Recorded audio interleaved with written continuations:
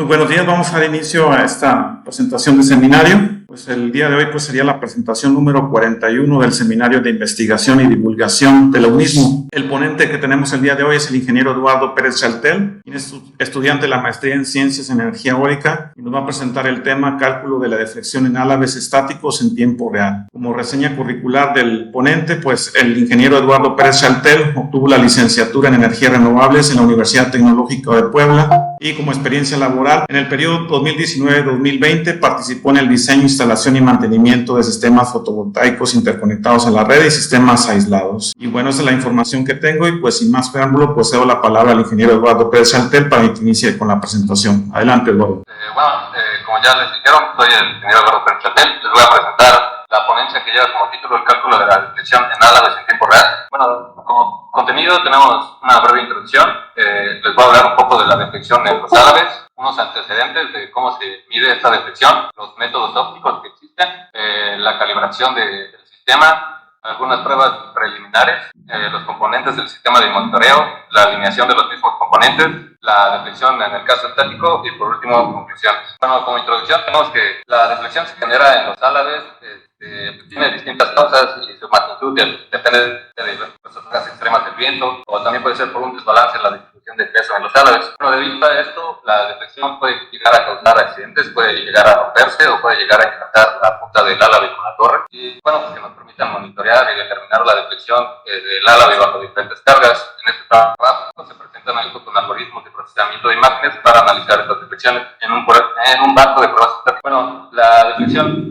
que la deflexión de todos los cuerpos, esta es debido a la presencia de fuerzas externas que ejercen sobre el cuerpo. Como vemos en la figura A, tenemos un cuerpo estático con un eje lunar recto y en la figura B vemos que este eje cambia su forma, empieza a curvarse. Esto debido a una fuerza externa. Esta deflexión real de la luz del elemento, entre otros factores. Esta deflexión va a ir desapareciendo conforme nosotros dejemos de aplicar la fuerza. Esto quiere decir que entonces este punto va a ir oscilando en este eje dependiendo de la fuerza que se le ejerza. Bueno, esto cómo se refleja en los álabes. En la figura 6 tenemos un refrenador con un solo álave y aquí vemos que la fuerza que se ejerce sobre este álave es debido al viento y vemos que al igual que en la viga en voladizo el álave se deforma. Entonces esto hace que se desplace, pudiendo llegar a lo que ya mencioné anteriormente, un impacto o que se rompa este elemento. Bueno, ¿qué técnicas hay para medir la deflexión? Aquí muestro dos. En la figura A muestro la deflexión con el tema consta de dos antenas que se plantan en la raíz del álave y estas dos puntas rojas y otra antena que se pone en la punta del álave. Aquí cómo miden el desplazamiento. Este desplazamiento lo miden a partir de que la antena que está en la punta del álave tiene señales espacio y son recibidas por las antenas en la raíz. Entonces ellos detectan el desplazamiento o la deflexión a partir del tiempo de vuelo de estas señales. Aquí calculan cuánto tiempo tarda en recibir la señal y a partir de ahí pueden determinar qué tan deflectado está. Estas rejillas incrustan en el álave. Aquí como vemos en la figura B, estas se encuentran dentro del álave, están dentro de su estructura. Aquí, por ejemplo, en esta prueba existen diferentes. Hay algunos tores que solo miden las deformaciones. Este azul mide la temperatura y el rojo mide la temperatura y la deformación. Entonces, bueno, vemos que estos temas realmente tienen que ir incrustados dentro de los álabes, lo cual es difícil la instalación de estos, además de que el costo es mucho mayor. Y bueno, para evitar eso, lo que se propuso fue un método óptico para medir el desplazamiento de estos objetos. Bueno, en la imagen A les muestro un esquema en el cual vemos el álave, el láser, el plano imagen, que es una cámara, y el plano objeto, que es lo que ve la cámara. Bueno, si nosotros incidimos un punto láser sobre un álave estático, vamos a ver que este va a tener una posición determinada en el plano imagen. Aquí lo relacioné con esta línea verde. Si nosotros tomamos una fotografía de este punto, esta va a tener un punto aquí en el plano imagen. Si nosotros ese mismo punto lo incidimos sobre un álave deflectado, vemos que aquí va a haber un cambio de posición, una diferencia de Z, y esta misma diferencia se va a ver reflejada también en el plano imagen. Aquí podemos ver con la línea naranja cómo se refleja esto en el plano imagen, y entonces nosotros tenemos un desplazamiento en el plano objeto representado por dz y un desplazamiento en el plano. Esta dz se puede calcular a partir de geometría de este esquema. Si nosotros conocemos las características de la cámara, como el tamaño del sensor, la distancia focal, la distancia que está entre ambos planos, los ángulos que existen entre la cámara y el plano, nosotros podemos llegar a determinar dz. Y otra manera de hacerlo es implementando un patrón de calibración, que se ve en la figura B. Este patrón de calibración prácticamente lo que es una regla y podemos ver que nosotros conocemos las características físicas de este patrón porque se diseñó a través de algoritmos. Entonces nosotros conocemos la longitud total del patrón y la distancia que existe entre sus centros. Aquí es importante igual, si nos regresamos al esquema, cuando nosotros conocemos el centroide de los elementos, pero bueno, ¿qué es el centroide? La posición en el espacio que nos determina el centro de un objeto debido a la intensidad de color en este caso. Entonces, sinusoides, vamos a poder relacionar hacia centroides detectados y una vez que tenemos esta relación, nosotros podemos hacer mediciones a partir de ello. ¿Cómo se calculan los centroides? Los centroides se calculan con el procesamiento de imágenes. Si nosotros capturamos una imagen del patrón de calibración, lo que aparece al usuario son las siguientes figuras. Son 4 figuras las que aparecen al correr el programa. La primera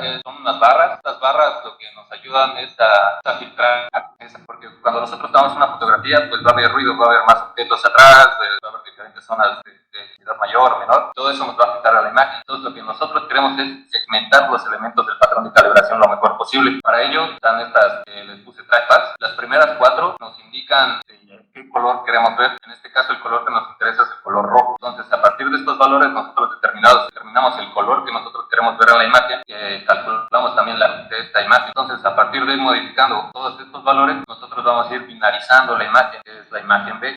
¿Qué es la binarización? Bueno, cuando nosotros ponemos un umbral, que es a partir de estas barras, lo que hacemos es hacer un filtro. Todo objeto que esté en la imagen que no cumpla con este filtro, que no pase este filtro, se va a volver cero o un píxel negro. Todo el píxel que sí cumpla con este filtro va a ser blanco. Entonces solo vamos a tener 0 y 1 o blanco y negro. Por eso se llama imagen binarizada. Cuando nosotros binarizamos la imagen, lo siguiente que nos muestra el algoritmo es la detección de los centroides y el patrón que se capturó. Y bueno, ¿cómo sabemos si está bien o si podría ser mejor este filtro? Bueno, para ello se aplicó lo que se muestra en la figura D, que es una gráfica en la cual se muestran en tiempo real los centroides que se detectaron. Se pone el número de centroides y se muestra la varianza. Entonces, aquí nosotros vamos moviendo estas barras de umbralización, vamos a ir viendo en tiempo real cómo cambia la binarización de la imagen, moviéndose estos centroides, tanto en el eje Y, vamos a ver todos esos desplazamientos en la gráfica D. Entonces, mientras nosotros movemos, ir viendo que estos centroides van a ir moviéndose hacia arriba y hacia abajo, hacia el lado. Y con la varianza, lo que nosotros tenemos que nos aseguramos que si nosotros agarramos la varianza mínima, es el mejor umbral que podemos obtener para esta imagen. Por ejemplo, aquí tenemos una varianza de 0.001, que es muy buena. Entonces podemos ver que la imagen que se capturó fue buena y además que el filtro que se le aplicó fue bueno. Entonces, ¿qué hacemos una vez que detectamos los centroides? Bueno, para tomar la imagen del patrón de calibración, al igual que en el esquema que les presenté anteriormente, lo que hacemos es poner dentro del plano objeto el patrón de calibración y vemos que nosotros vamos a tener una relación entre cada elemento del patrón, va a verse proyectado en el plano imagen. Entonces, si nosotros conocemos ya el centro de todos estos cuadrados, podemos conocer esa misma posición en este plano y a partir de ello podemos conocer la distancia, como el patrón de calibración es simétrico, teniendo un centro, bueno, su origen es el centro. Entonces, a partir de este elemento, nosotros vamos calculando las distancias euclidianas que existen entre este elemento y los del lado izquierdo se ponen negativos, hacia el lado derecho positivos y oscila más o menos entre los 17 píxeles para esta prueba. Entonces, cada centroide de cada cuadrado tiene una diferencia aproximada de 17 píxeles. Y como nosotros diseñamos el patrón de calibración ideal, ¿qué distancia existe entre estos centroides? Pero en unidades de milímetros. Esto lo muestro en esta tablita. Entonces, aquí ya lo que tenemos es una relación a partir de una fotografía y las distancias reales que tenemos en el espacio. Entonces aquí vemos, empieza en 0, se detectaron 17 píxeles, nos movemos el doble y fue casi el doble, y así hacia ambos sentidos. Y bueno, una vez que tenemos esta relación, la podemos graficar. En el eje X se dieron los elementos en milímetros y en el eje Y en píxeles. Y entonces vemos que tiene este comportamiento, parece lineal, no lo es, pero parece. Y bueno, aquí que tenemos aquí, lo que ya tenemos es una relación entre los píxeles y para poder acceder a esta relación, lo que se hizo fue ajustar un polinomio. Bueno, se ajustaron 3 polinomios. Aquí solo grafiqué el que salió mejor. Podemos tener una función que relacione los milímetros con los píxeles. Nosotros podemos relacionar los píxeles con los milímetros. O sea, lo que somos capaces de hacer es que al tomar una fotografía, nosotros metemos los datos en este polinomio y lo que nos va a entregar es un desplazamiento en milímetros. Bueno, se ajustaba de mejor manera el conjunto de datos. Se calcularon 3 polinomios de primero a tercer grado y se analizó el error estándar, R cuadrada, mínimos cuadrados, se calculó la respuesta de cada polinomio. Aquí en la pantalla los objetos verdes fueron los que tuvieron mejor resultado y bueno, pues vemos que igual la variación es muy poca en mínimos cuadrados, todos están a la menos 14 de la red polinomio. Entonces, pues se determinó que se iba a ocupar el polinomio de tercer grado para esta prueba. Y bueno, una vez que nosotros podemos ya tomar una fotografía, poder calcular el movimiento de un objeto en milímetros, lo pasé en una mesa holográfica para pruebas ópticas, y en la figura A les muestro que es una platina milimétrica. Esta platina lo que nos da es un movimiento controlado. Nosotros rotamos este elemento, la platina se va a ir desplazando de un milímetro, en este caso se desplazó de 1 milímetro a 1 milímetro. Otra cosa interesante aquí es la pantalla OLED. En esta pantalla es donde se despliega el patrón de calibración, y por último tenemos una cámara. Entonces, si nosotros desplegamos el patrón de calibración que se muestra en la figura B sobre esta pantalla OLED, lo que hacemos es capturar una imagen de este. Una vez que nosotros capturamos la imagen del patrón, se hace todo lo que mencioné anteriormente, se calculan los centroides, saca la distancia euclidiana y se hace la relación entre los píxeles y los milímetros.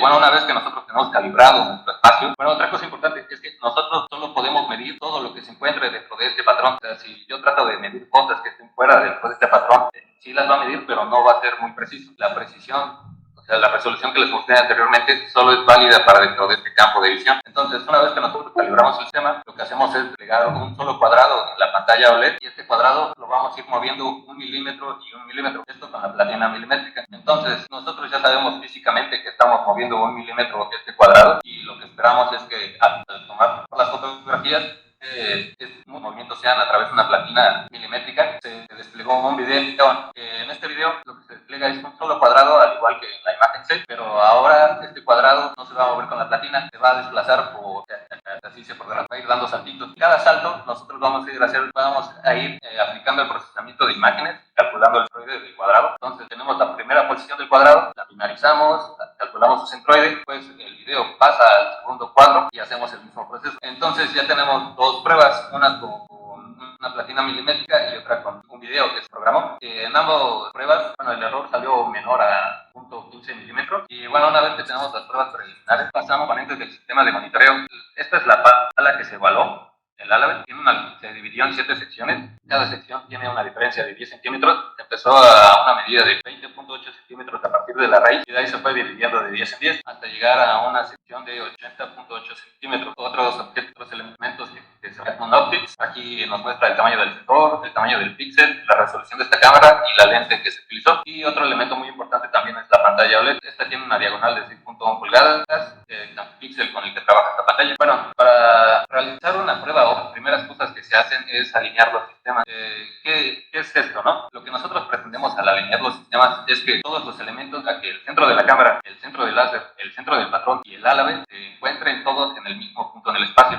Aquí, por ejemplo, en este esquema le hice un pequeño zoom y vemos que el centro del cuadrado, esta línea punteada que representa el centro de la cámara, y la línea roja que representa el centro del láser sobre la superficie del álabe. Entonces, ¿esto qué nos asegura? Nos asegura simetría al momento de la medición. Y bueno, en la imagen B, lo que les muestro es cómo ve la cámara en plano con origen en el centro de la imagen. Y pues nosotros lo que queremos hacer es que esta cruz coincida con el centro del láser y con el centro del patrón de calibración. Una vez que nosotros logramos hacer esto, ya podemos pasar a calibrar nuestro sistema. Bueno, para esta calibración se movió el álabe, se colocó. ¿Por qué de manera vertical? Porque los movimientos que vamos a medir van a ser sobre ese eje. Entonces, este sistema también nos ayuda mucho, la implementación de este sistema, porque con el mismo láser que vamos a medir podemos alinear. Entonces, si prestan atención aquí al celular, pueden ver que se ve reflejado al principio y al final del celular el láser. Esto nos indica pues, que está sobre la misma línea. Y bueno, una vez que nosotros hacemos la calibración del sistema,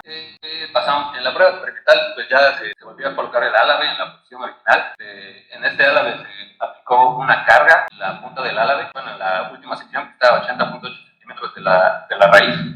¿Qué es lo que se hizo? Lo que se hizo fue que se fue moviendo el sistema óptico que está integrado por la cámara y el láser. Entonces se colocó en la primera sección, se aplicó la carga, dio el desplazamiento del punto láser, pues quitamos la carga, se volvió a medir y así se hizo unas 3 veces para cada elemento, para cada sección. Entonces lo que nosotros hicimos fue aplicar la fuerza y quitarla, aplicarla y quitarla, así para cada sección. Entonces lo que nosotros hicimos fue mover este sistema hacia la siguiente sección, hacer las mismas mediciones y así consecutivamente. Bueno, una vez que se hizo todo el esmara con la lente de 100 milímetros, el láser viendo sobre el álabe, la carga que es una de 320 gramos y otra de 280. Esto pues, más adelante lo veremos el análisis. Y bueno, aquí cambia un poco el procesamiento de imágenes. Vimos que anteriormente lo que queríamos era el color rojo, pero al momento vemos que es muy intenso. Entonces, pues realmente si nosotros quisiéramos detectar el color rojo, lo que veríamos es como una estrellita. Entonces aquí lo que nos conviene es detectar el color blanco. Como vemos aquí en la primera imagen, pues lo que tenemos un pequeño, vamos a trabajar. Bueno, a nosotros ya tener calibrado el sistema y hacer el procesamiento de imágenes, lo que se detecta es este centroide. Entonces, a partir del punto de origen, nosotros vamos a poder ya medir movimientos en tiempo real. O sea, mientras yo le aplique fuerzas al álave, este punto va a ir oscilando en el eje X. Y en tiempo real nos va a ir indicando cuánto se detectó ya en milímetros. Entonces, si yo aplico una fuerza, aparte de que se va a mover el punto láser, me va a decir cuánto se movió.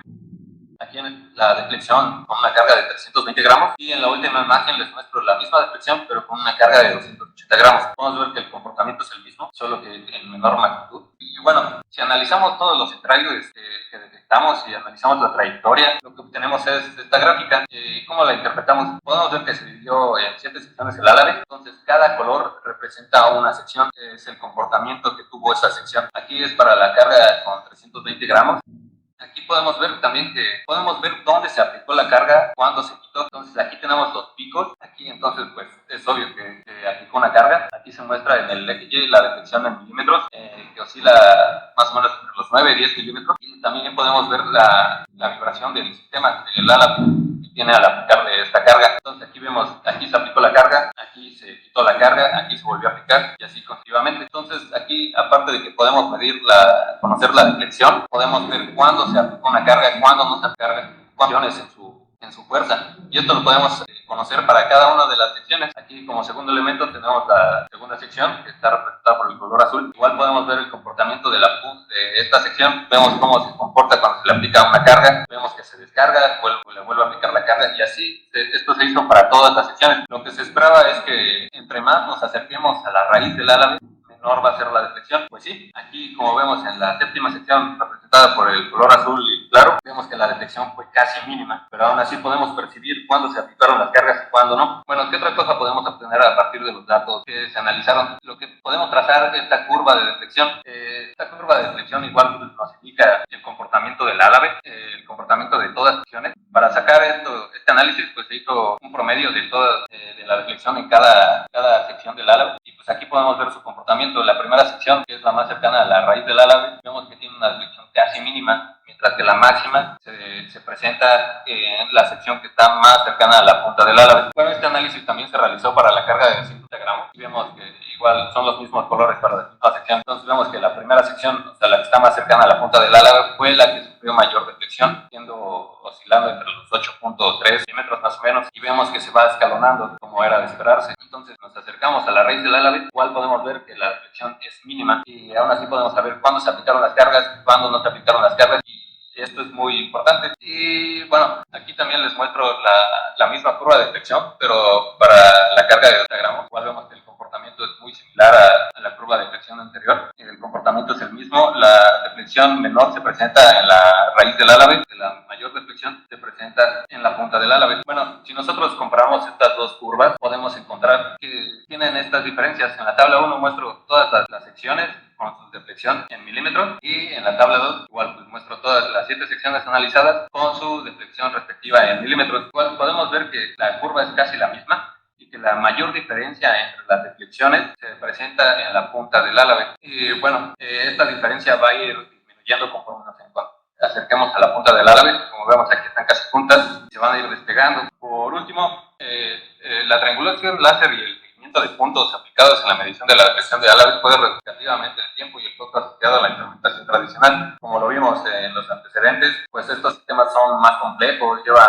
una metodología más amplia y otra ventaja de estas técnicas es que pues no alteramos ninguna estructura física, no agregamos cargas externas, no modificamos la estructura del álave. Entonces estas pruebas se llaman técnicas sin contacto y bueno, al poder analizar la deflexión que experimenta un álave en diferentes cargas nos proporciona una visión cuantitativa del comportamiento del álave bajo diferentes operaciones. Esto es esencial para poder comprender su rendimiento y para su estudio en aplicaciones ya prácticas. Bueno, aquí les muestro algunas de mis referencias y sería todo. Gracias.